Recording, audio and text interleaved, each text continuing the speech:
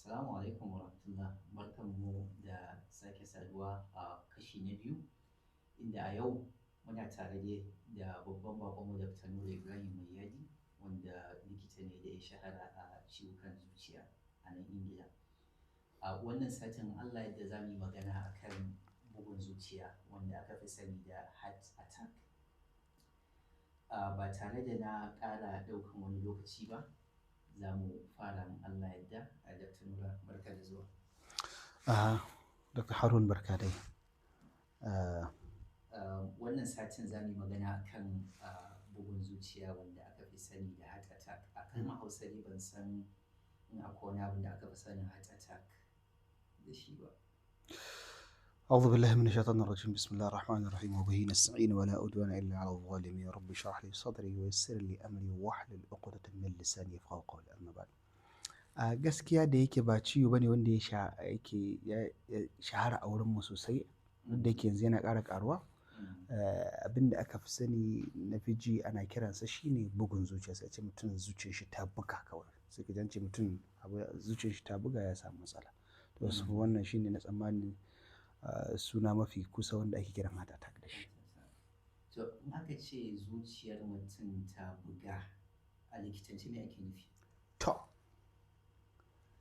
a takaice, domin na san abin zai zama yayi zurfi sosai in ka ce kamar bayani a likitance, amma idan za mu fahimta, ita zuciya mun san tsoka ce wadda take buga jini, sannan kuma ita ma tana da rassanta na jini. Ban san ta yaya za ka mana bayani yadda za mu gane menene shi ake nufi da bugun zuciya ba. To a takaicen takantawa dai, in aka ce heart attack, ana nufin cewa zuciyar mutum ko wani ɓangare na zuciyar mutum ya samu matsala, baya aiki ko bai yi aiki yadda ya dace ba a cikin wani gaggawa da ya faru sanadiyyar yankewar jini da ke isa wannan wurin, ko kuma sanadiyyar adadin jinin da ya kamata a ce ya isa ya rage sosai, kuma wannan ragewar ta faru a cikin ƙanƙanin lokaci. Saboda ita zuciya, yadda Allah ya yi ta, kaga ita zuciya tana da abu a biyu. Na farko, tana da amfani ruhiyan, sannan kuma tana da amfani ainihin ruhin ɗan adam ko da ransa da imaninsa a zuciya, sannan kuma tana da ainihin amfani jasadiyyan wanda yake shi kuma na bugawa ne take yi. To wannan amfani na jasadiyyan wanda take bugawa, ita za ka kalli zuciya ne kamar wani injin wanda yake kullum yana aiki, koyaushe yana aiki. Cikin wannan ayyukan da yake yi a kai koyaushe da yake yi, to akwai buƙatar shi karan kansa injimin a dinga bashi nashi mai da zai iya amfanuwa ko wani abu da zai isa don ya samu yawan na aikin da yake. Kamar in na fahimta, abin da ya fi kusa da abin da ka yi bayani, inji da ke zuƙo ruwa, ko kuma in ce da yake buga ruwa na dam na bohol misali, ko shi ma karan kansa yana buƙatar ruwa a dinga zuba masa ruwa domin ya aiki. Exactly. Wannan kusan abinda mafi kusancin irin abin da za a ce kenan. To saboda haka wurin wannan bugawan da zuciyar take yi, ita kanta zuciyar tana da jiyoji ko kuma hanyoyi magudanai na jini da ke zagaye da ita, wanda suke tabbatar da cewa koyaushe tana samun wadataccen jini wanda yake ɗauke da abinci da iskan oxygen da dai abin da duk take buƙata domin ta yi wannan aikin. To idan wani dalili ya faru, wanda za mu iya ɗan tattaɓawa a kansu nan gaba kaɗan, amma in ɗan wani dalili ya faru, kwatsam sai ya kasance wannan hanyar jinin da ke isa an samu matsala, jinin baya isa yanzu. To inda aka samu matsala, jinin baya isa, daga wannan inda jinin ya yanke ya daina isa, to yanzu ba zai iya samun yayi abin da ya dace ba, don bai samun abin da ake ce ma abin da zai iya ciyar da shi domin yayi wannan aiki. sai ya samu wannan matsala da ake cima heart attack. To sai ya kasance ta buga. Wannan shi ne dai in ce a sauƙaƙe abin da zan iya cewa na me ake nufi da heart attack kai tsaye. Nake da mun fahimci idan aka samu yankewar shi misali shi injin da ke buga ruwan dam ɗin ko kuma ruwan bohol, idan shi karan kan shi ruwa yanke masa sai ya tsaya kenan. Yes. Kamar ya tsaya kamar a ce kamar ya ɗan yi knock haka. Kamar ya yi knock.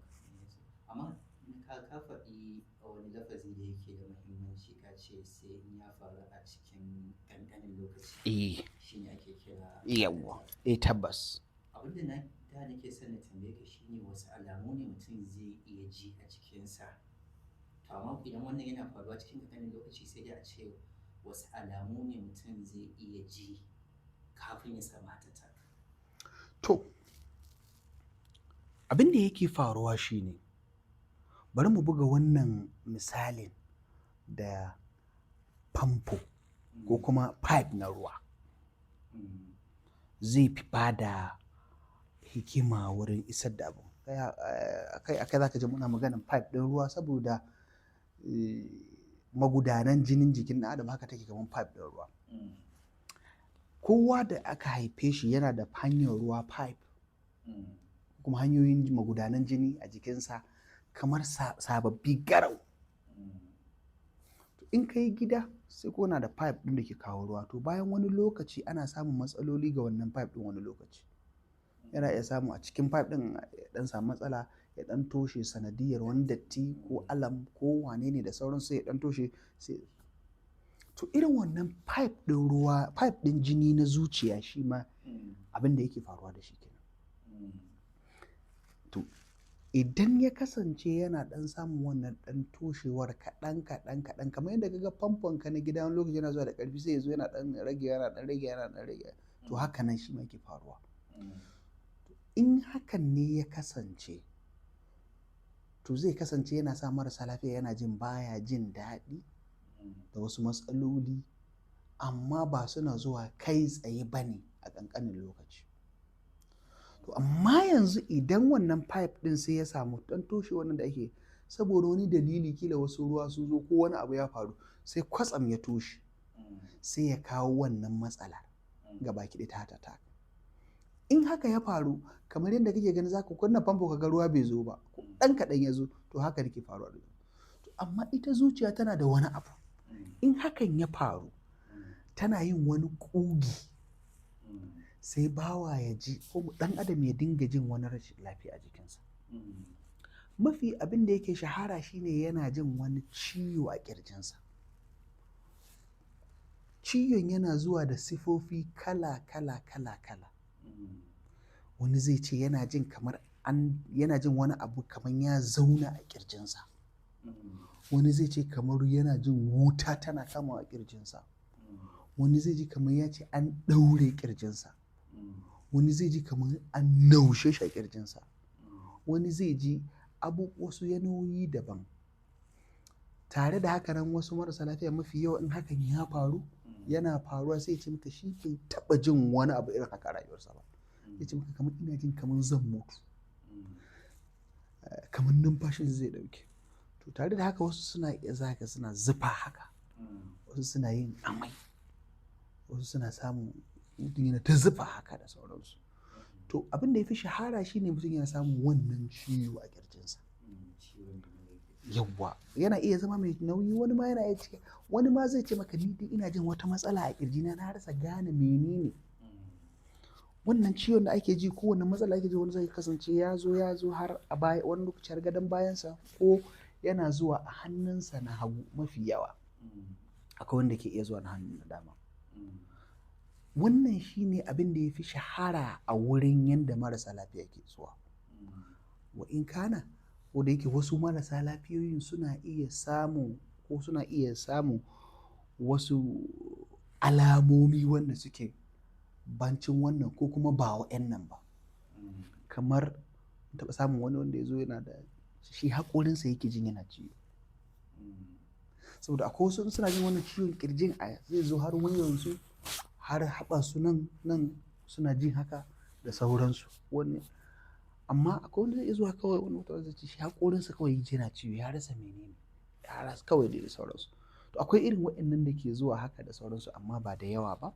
Sannan akwai waɗanda su kuma suna iya samun heart attack ɗin amma ba su ji ciwon ba, sai dai su ji kamar numfashinsu ya ɗauke ko zuciyarsu tana bugawa haka da ƙarfi wani lokaci ko dai wani abu makamancin haka nan, ko kawai wani yana ta zufa kawai a kai yana ta zufa amma ba ciwo.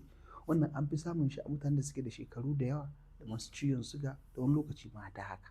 Sau wani lokaci mata sukan zo da ciwon da baya kasan da yake mata wani lokaci ana ganin kamar ciwon su ne sai hankali ce wannan ɗin mata ne, amma wani lokaci ciwon su zai kasance ba sa iya bayaninsa da kyau ko kuma ya kasance bai zo irin siffa da ya saba zuwa ba, sai ya kasance ya zo abin da ake ce mai atypical ba irin yadda ake tsammaninsa ba. To ana samun wannan kuma wanda suna zuwa ba su da wannan ciwon su ake ce ma silent, sun samu bugun zuciya amma silent haka. To wannan su ne mafi yawan abin da ke faruwa. Wasu kuma suna iya kasancewa zuciyar tana bugawa suke faɗawa su faɗi, sun suka faɗi su suma ko ma zuciyar ta tsaya gabaki ɗaya. In an yi daidai da ajali shikenan. In ba a yi daidai da ajali ba, aka yi dace mutane suka ɗan yi abin da ake cewa inkash kamar ɗan CPR da ake danna zuciya da sauransu, ko aka saka shock da sauransu a ɗan wannan ake ɗan shock DC shock da ake, to marasa lafiya yana iya farfadowa kuma wani sai ya yi rayuwa kuma daga nan ka ga ya rayuwa kamar ba an aka samu magani da abin da ya dace sai ga ya rayuwa sosai.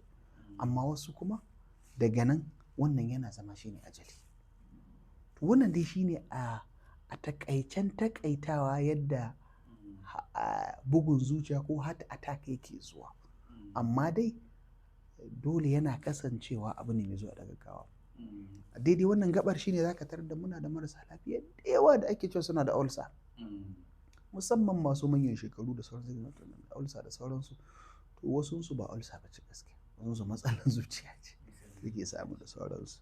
To irin haka dai an ga abu baya warkewa ko wanda sauransu ana buƙatar a ga likitocin zuciya domin su duba su tabbatar in wannan wani abu ne, saboda in shi ne to ana iya ba da gudunmuwa saboda gudun a samu matsalar bugawar zuciyar gaske.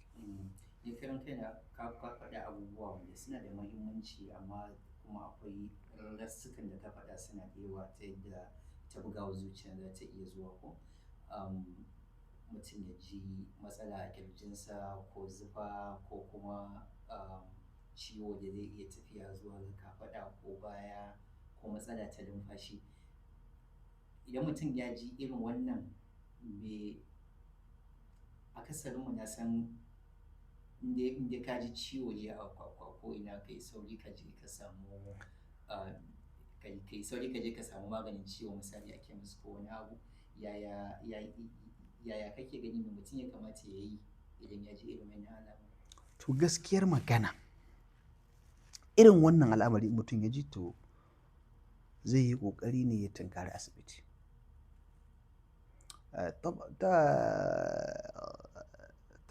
Idan ka ga misali yaro ɗan shekara 25 ko ɗan 30 ya ji irin haka, baya ɗaya da ɗan shekara 45 ko 50 wanda yake da hawan jini da ciwon suga. To daga irin waɗannan suna taimakawa wurin a iya rarrabewa ko a ɗan rarrabe a gama wannan. Amma dai in mutum ya ji alamu irin wannan, musamman irin ciwo na gaggawa haka da sauransu, to gaskiya marasa lafiya abin da ya fi dacewa shine ya tunkari asibiti. Kuma in so samu ne ya tunkari babban asibiti, saboda a wurarenmu wannan matsalar a da babu ta sosai gaskiya, amma yanzu ta fara yawa. So daga likitoci sun fara ana ƙara faɗaɗawa kuma likitocin suna ƙoƙari wurin ƙara ganin sun ba da gudunmawa. To sai dai abubuwan da ake buƙata mafi yawancinsu sun fi yawa a manyan asibitoci.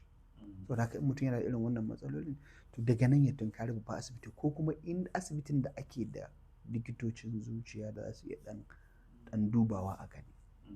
ka faɗi manyan shekaru 40 ko 50 masu dabe masu ciwon shiga ko kuma masu hawan jini, kana so ka faɗa mana kan cewa akwai nau'ikan mutanen da suka fi wasu samun hawan jini a bugawar zuciya? Gaskiya haka ne. Shi matsalar bugawar zuciya mafi yawa ta fi samuwar mutanen da suke bayan shi sama da shekara 40. Mafi yawa 40 da sama. Duk da yake cewa mun ga wanda su suka haka nan ba lokacin da ina Masar na ga mutanen da suke har a shekaru 20 haka sai ga mutum ya samu wannan. Amma dai mafi yawa sun fi kasancewa a shekara 40 sama da haka nan. Kana iya samun 'yan 30 da wani abu haka ba da yawa ba, amma dai 40. To kuma duk shekaru suna ƙara ƙaruwa, wannan matsalolin suna ƙara ƙaruwa. Wannan shi ne. Na biyu kuma abin ya fi samun maza da mata. Amma duk lokacin da bayan mata al'ada ta yanke, to kuma da su da mazan suna komawa ɗaya. Na uku akwai wasu kamar akwai gado. Yana daga cikin cututtukan da ana iya gadarsa. To in akwai irin wannan matsalolin a family da sauransu, to mutum yana kula da irin waɗannan saboda in ya ji illa tun wuri ake lekawa a gaya za'i. Na hudu akwai matsaloli kamar irin yanayi na rayuwa. Irin mutum yana shan sigari, saboda sigari babbar matsala ce. Bancin kansoshi da tana taimakawa wurin matsalar hawan ko kuma bugawar zuciya sosai. Ko kuma mutum ya kasance cewa baya yawan wana jininsa. To wannan duk da yake ba shi ke kawo ba, amma yana iya taimakawa. Akwai kuma matsala ta gaba shine irin akwai wasu mutanen da suna da yawan kitse a jikinsu. In na ce yawan kitse ba ina nufin ƙiba ba. Ƙiba daban, yawan kitse a jiki daban. Kamar ni misali daban da ƙiba zai iya yiwa ina da. Yes, shi muke ce ma hypercholesterolemia. Sai ya kasance cholesterol ɗin mutum yana da yawa, kitsen a jikinsa, saboda wasu dalilai. Wani yana iya yiwa gado yayi irin abin da ke ce ma familial hypercholesterolemia. A cikin dangi akwai gado da sauransu da ake da sauransu. Wani kuma saboda wasu dalilai dai yana da shi.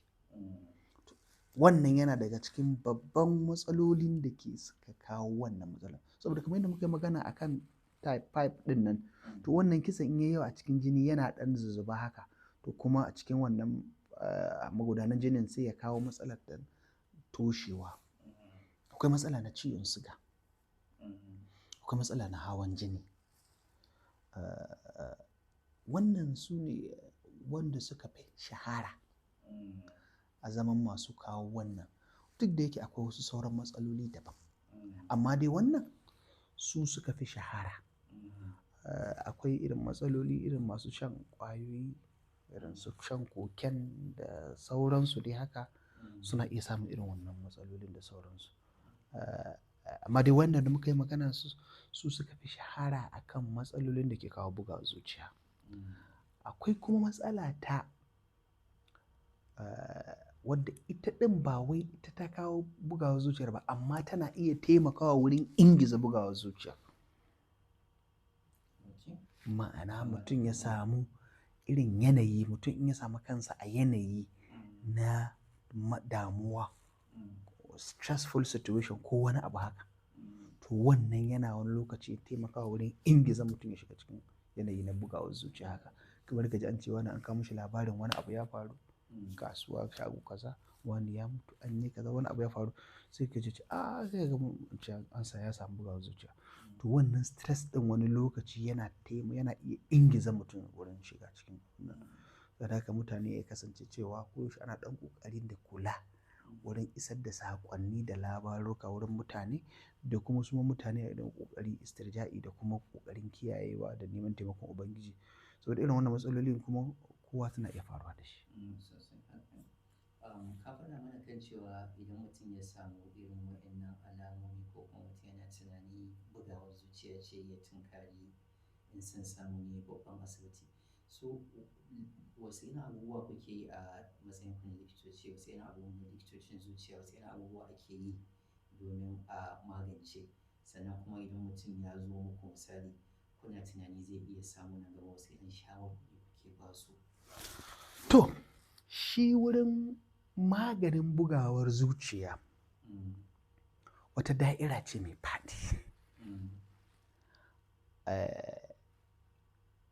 To, abinda zan iya cewa shine in za mu tattara ta yadda zai kasance mai sauraro zai iya fa'idantuwa a gurguje, shine cewa idan mai wanda ake zargin ko ana tunanin yana da irin wannan matsala ko shi yana tunanin yana da irin wannan matsala, in ya ji hakan, in ya tunkari asibiti, in ya je asibiti gaskiya likitoci suka duba shi suna yi masa wasu abubuwa, ana ɗan yi masa wani abu da muke ce ma ECG haka, sannan ana ɗiba jini, a ɗan cika ɗibi jini a wasu aune-aune da sauransu, akan ba shi wasu magunguna. Akwai waɗanda nan take suna buƙatar a ba su magani wanda zai iya buɗe wannan hanyar jinin da ta toshe, ko kuma a yi musu aiki da zai iya buɗe wannan hanyar da ta toshe. Wannan irin shi sai muke ce ma STEMI, ST segment elevation myocardial infarction. In aka samu toshewa ga baki ɗaya, wadda yake cewa kamar an samu toshewar hanyar jini ga baki ɗaya, to abinda kawai za a iya yi a taimaki rayuwar shine a buɗe ta. Usually ana ba da wasu magunguna, sannan kuma ana yin wasu allurai da za su iya taimaka wurin buɗewa, ko kuma ma a yi wasu ayyuka da za su iya taimaka wurin buɗewa. Abin da ke faruwa a gaskiya a wurarenmu ba akwai waɗannan abubuwan sosai ba ne, amma dai na san yanzu ana ta yunƙuri saboda ciwon yana ta ƙara bayyana. Daga mutane manyanmu da ke gida suna, ma'ana in na ce manyanmu ina nufin likitoci, manyan likitoci da suke na zuciya suna ta ƙoƙari su ga cewa sun kawo irin wannan al'amari saboda marasa lafiya 'yan uwanmu da ke gida su samu wannan fa'ida da sauransu na magunguna da ake yi na allurai, da kuma ƙoƙarin a ga cewa an yi wani abu da muke ce ma angiography, coronary angiography, wanda in an yi angiography in an ga toshewar to za a iya buɗewa tare da sa wata balan-balan haka, ko zan iya ce mata, ba mu san balan-balan amma dai balloon muke ce mata, a ɗan yi dilatation, a ɗan yi ballooning in ana buƙatar ballooning ɗin, in ma ana buƙata kenan, sai a saka wani abu da muke ce ma kamar stent, sai mu buɗe wannan wurin, sai mu sa wasu ɗan ƙarafuna haka kaɗan haka, sai a buɗe ƙofar sai ya kasance jinin yana gudana lafiya ƙalau. Sai a buɗe to wannan kenan. In aka yi wannan, daga nan za a dinga marasa lafiya za a ba su masu magunguna zai dinga sha. Kuma za a yi hoton zuciya a gani ya ƙarfin zuciyar take, saboda wani lokaci in bugawar aka samu bugawar zuciyar yana iya sa ƙarfin bugawar zuciyar ya ragu.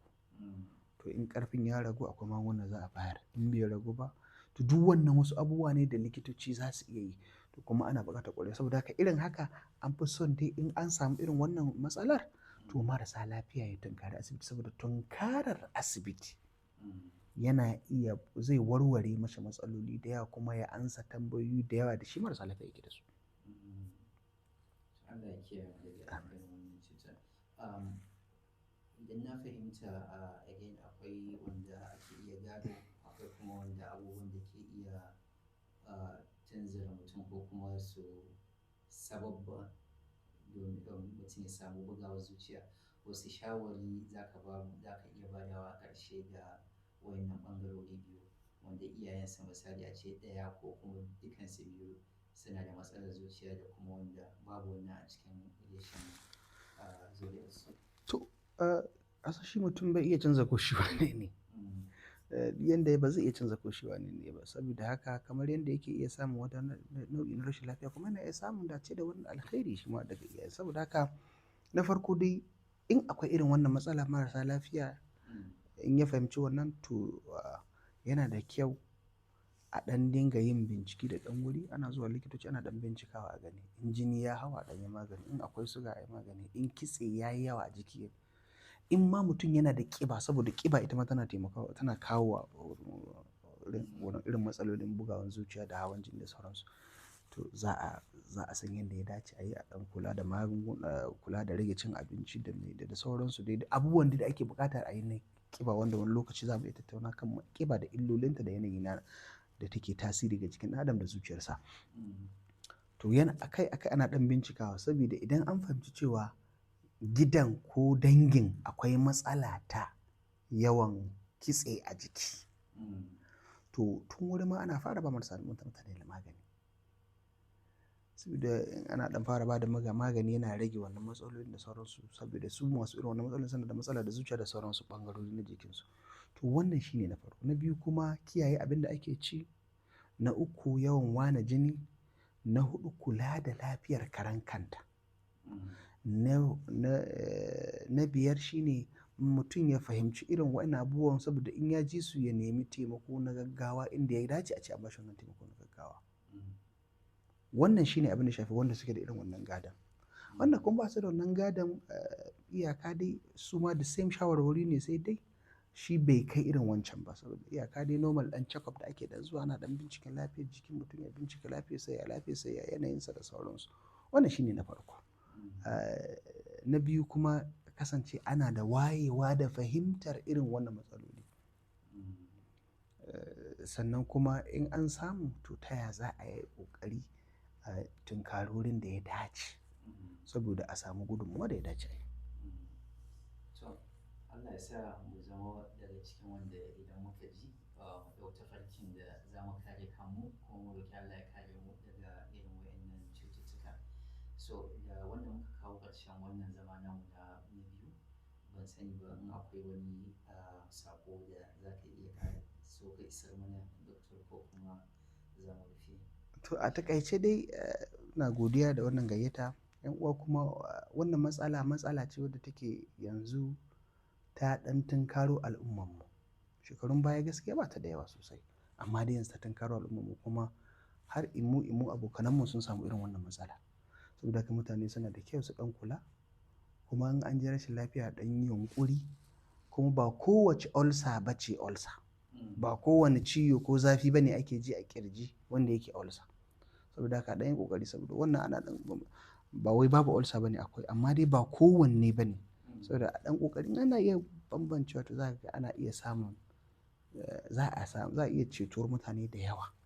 Saboda shi wannan bugawan zuciyar, kila nan gaba in mai magana za mu iya magana akan matsalolin da shi bugawan zuciyar kansa yake kawo. Shi kanshi wani abu ne, fage ne nashi na daban, bancin ma ita bugawan zuciyar kanta. To me ke faruwa da zuciyar bayan nan, sauransu. Saboda haka inda za a iya samu a yi ƙoƙarin rigakafi, to rigakafi ya fi magani. Allah subhanahu wa ta'ala ya ba mu lafiya da abin da lafiya take bukata, ya kare mu, ya ba mu imani, ya sa mu cika da imani, ya tada mu da imani.